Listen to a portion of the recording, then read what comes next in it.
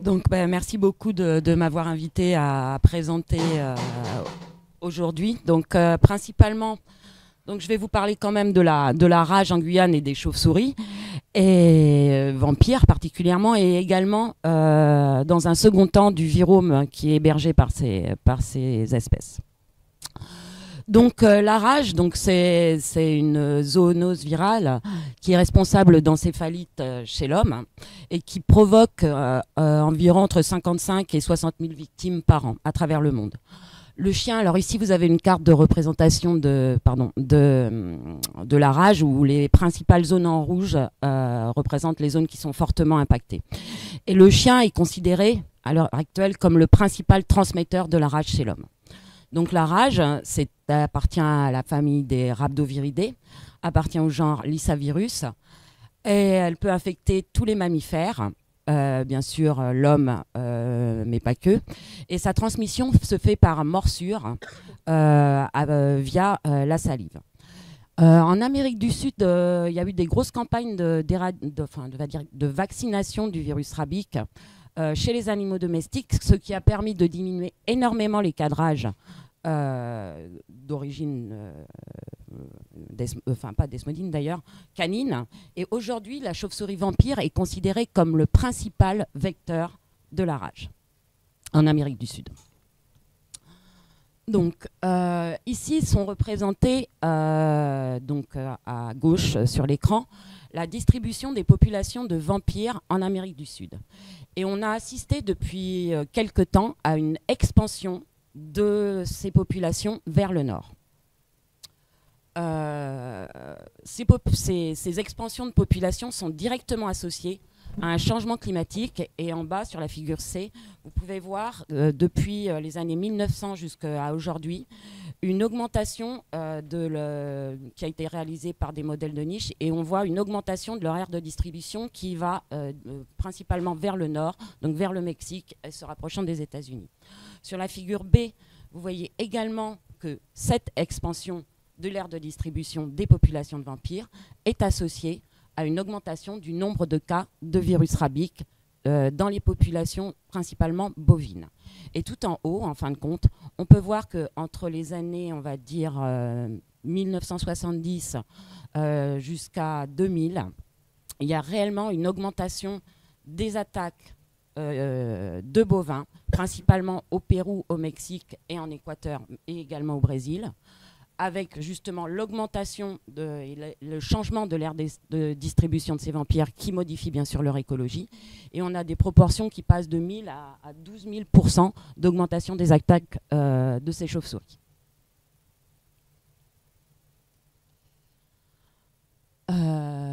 En haut, en fin de compte, voilà, c'est clairement cette augmentation de l'aire de distribution. Elle est liée également à une modification des températures ou des saisonnalités globales au nord.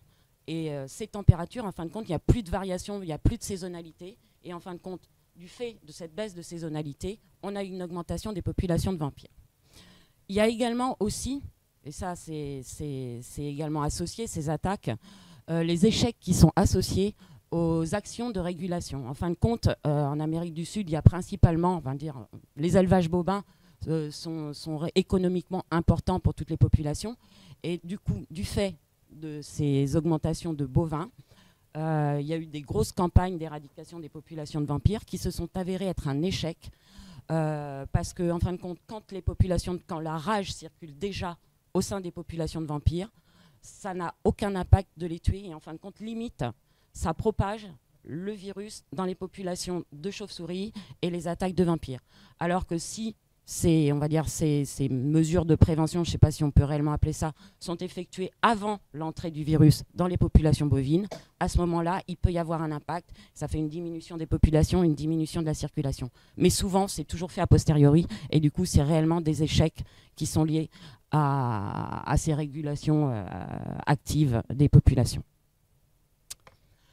Donc, bien sûr, ces campagnes d'éradication sont principalement liées au fait qu'il y a de plus en plus d'élevage bovin en Amérique du Sud. Et les attaques sont liées principalement aux élevages qui sont proches des zones forestières. En fin de compte, il a été démontré que plus les élevages bovins étaient proches des forêts et proches des cours d'eau, et plus il y avait des taux d'attaque qui étaient importants. En fin de compte, si les élevages bovins sont totalement, on va dire, déconnectés et sont dans des zones ouvertes de prairies, non connectées aux interfaces avec les forêts, il y a beaucoup moins d'attaques. Et en fin de compte, voilà, sur les élevages en zone intermédiaire, comme vous pouvez le voir, il y a clairement, certes un peu plus qu'en forêt, mais beaucoup moins que dans des zones qui sont vraiment à proximité et avec des cours d'eau. Et bien sûr, donc ces élevages bovins entraînent de facto des modifications des environnements, avec des déplacements des populations, ce qui fait que plus de forêt, beaucoup moins de faune sauvage pouvant servir de, on va dire, nourriture aux populations de vampires, et donc plus il peut y avoir des attaques qui sont identifiées chez l'homme. Donc il y a certes un impact des modifications climatiques, mais également un réel impact de l'anthropique sur ces populations et sur ces taux d'attaque. Donc nous, en Guyane, on est encore un environnement qui est globalement à peu près bien préservé, avec plus de 90% de couverts forestiers. Et ce qu'on a essayé de regarder, c'est finalement comment circulait la rage dans les populations de vampires, mais pas que, de populations de chauves-souris sur le territoire. Donc, en Guyane, depuis les années 80, on a eu 16 cas de rage qui ont été identifiés sur le territoire, principalement des bovins, caprins, chiens, chats. Et en 2008, on a eu un premier cas de rage qui a été identifié à Cayenne. Ce cas de rage était associé, a posteriori, à un virus d'origine desmodine. Ce cas, il était associé, plus ou moins compliqué, je ne sais pas, après on pourra en parler avec Félix, à on va dire une transmission par un animal domestique, chat, qui aurait transmis le virus d'origine desmodine à cette personne qui est décédée. Et depuis donc 2008, on a vu une augmentation du nombre de cas de consultation au centre de traitement antirabique, toujours en expansion, avec de plus en plus de morsures. Et en 2024, au début de l'année, nouvelle 2008-2024, rien ne se passe, en tout cas en population humaine. Et en 2024, 3 cas qui ont été identifiés chez des orpailleurs clandestins travaillant sur le site d'Eau Claire. Et vous aurez plus d'informations sur ces cas ultérieurement. Donc 3 orpailleurs et 3 orpailleurs qui avaient été mordus et de nouveau des virus d'origine desmodine. Donc, en Guyane, on a à l'heure actuelle 108 espèces qui ont été identifiées, qui correspondent à 9 familles virales, avec une diversité majeure, que ce soit dans leur régime alimentaire. Il y en a qui sont piscivores, frugivores, nectarivores, et bien sûr hématophages pour le vampire, qui se trouvent dans des gîtes complètement différents. Ça peut être dans des grottes, sous des ponts, dans des troncs creux, vraiment des gîtes totalement différents. Une organisation sociale qui est bien particulière, avec des comportements sociaux hyper développés. Elle vit dans des habitats très variés et elle montre, en tout cas elle présente des réponses spécifiques aux perturbations dans des environnements. Des espèces vont très bien pouvoir s'adapter, que ce soit par exemple les espèces de type insectivore molosses qui vont pouvoir très bien vivre dans des environnements de plus en plus urbains, des espèces comme Carolia également, et d'autres qui, elles, vont pouvoir ne pas du tout répondre, on va dire, positivement à la perturbation et voir leur population décliner. Donc nous, notre but au laboratoire, c'est d'étudier finalement ces 3 compartiments et les relations qu'il pouvait y avoir, donc environnement, habitat et impact des perturbations, que ce soit sur la dynamique des virus et sur les hôtes, sur les hôtes et les virus, bien sûr, comment contrôle-t-il ou comment disperse-t-il les infections, et comment les environnements peuvent influer sur la diversité, l'abondance et la dynamique des populations d'hôtes.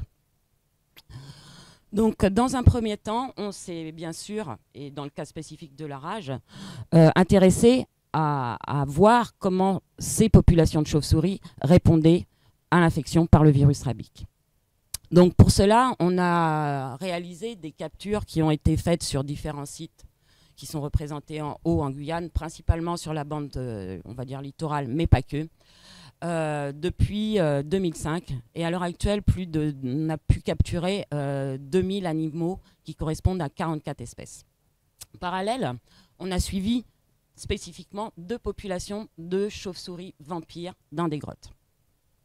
Donc ce qu'on a fait, c'est qu'on a réalisé principalement des prélèvements de sang au niveau de l'avant-bras, des écouvillons de salive et des biopsies de peau au cas où on avait besoin d'identifier des individus au niveau de l'espèce, alors que morphologiquement, ça pouvait être douteux. Quelques prélèvements d'organes, cerveau, rat, rein, sur des animaux qu'on ne pouvait pas relâcher si on allait capturer sur des sites avec des personnes qui étaient présentes. On n'allait pas relâcher les chauves-souris vampires qui avaient potentiellement pu mordre les gens.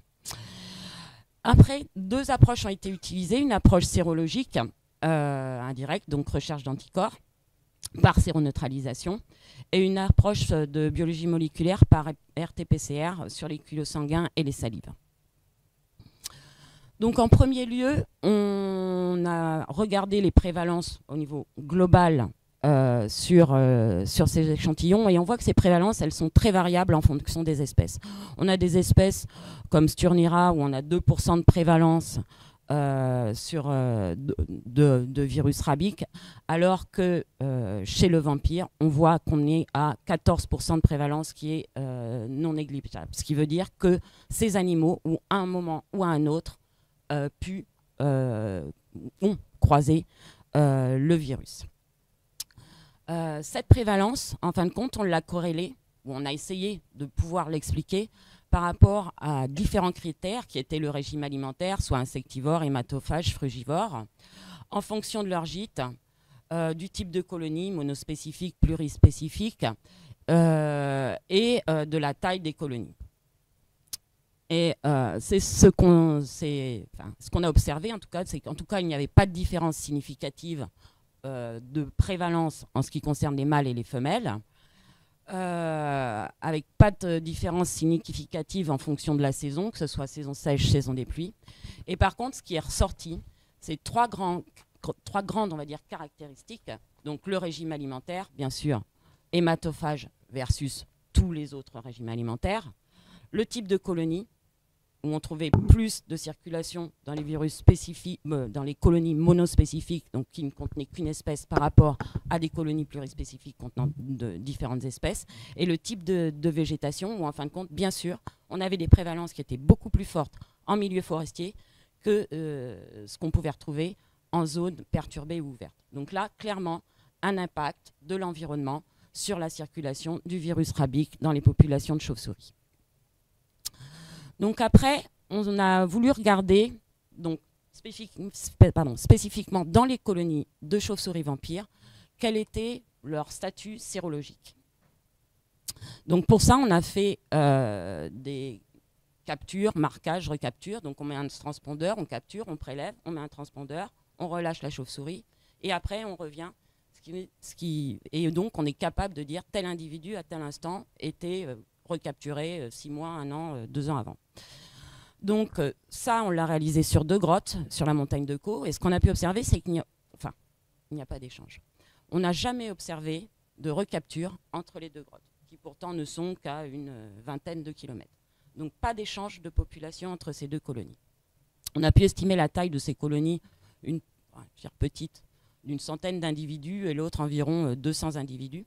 Et ce qu'on voit, c'est que la prévalence de ces chauves-souris est variable au cours du temps, avec pour à certains moments, on va dire, des séroprévalences de la colonie qui sont de l'ordre de 10-20% et qui peuvent monter jusqu'à 35%. Et au fur et à mesure du temps, les populations, on va dire, se renouvellent, il y a des juvéniles, et donc on a une perte de cette séropositivité globale de la prévalence dans les colonies. Là, le schéma, il s'arrête en 2013, mais si on poursuit, on voit qu'a posteriori, on a une réaugmentation de la séroprévalence de la colonie globale, qui veut dire qu'il y a à nouveau un virus qui est rentré dans une population qui était plus naïve que précédemment, et du coup, de nouveau, des séroprévalences qui augmentent. Ça, c'est, en fin de compte, on a regardé, ok, c'était global, mais ça, on l'a regardé au niveau individuel.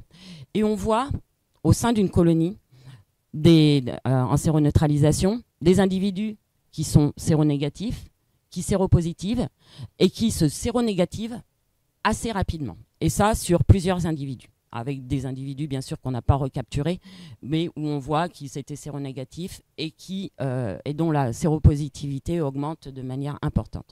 Donc, pour nous, c'est clairement que les chauves-souris ont un contrôle rapide de l'infection par le virus de la rage. Dans un deuxième temps, donc, on a essayé de regarder quelle était la diversité des souches qui étaient hébergées par ces chauves-souris. Donc, je vous ai dit, on a à l'heure actuelle capturé plus de 2000 chauves-souris et une seule s'est avérée positive pour la présence du virus de la rage dans la salive.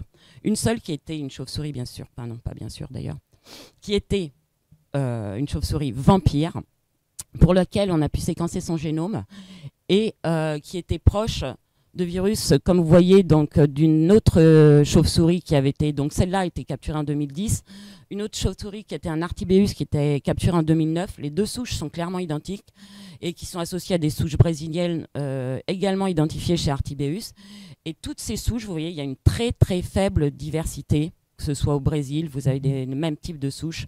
Donc il y a peu de structuration phylogéographique des souches d'origine desponine pour la rage. Donc, ce qui peut signifier une dispersion du virus par une grande diversité d'espèces au niveau de l'Amérique du Sud.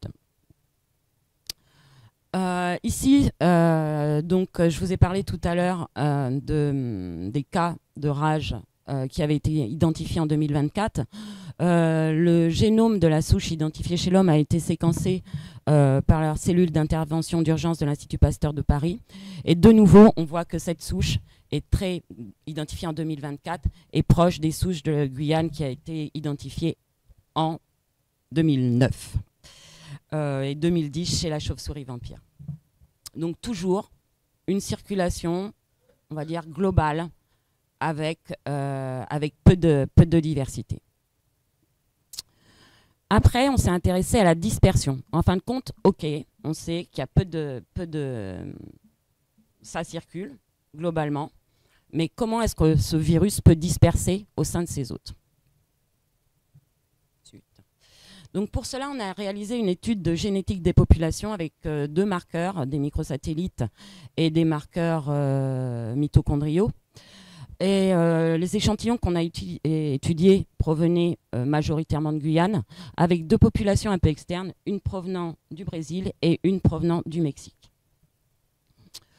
Et ce dont on s'est rendu compte, c'est que, bon, bien sûr, on avait des différences qui étaient notables entre ce qu'on pouvait voir sur les gènes mitochondriaux et les marqueurs microsatellites, mais que, en fin de compte, les femelles étaient clairement philopatriques. Ça veut dire qu'elles reviennent, ou elles restent en tout cas sur l'aire sur laquelle elles sont nées. Elles ne dispersent pas.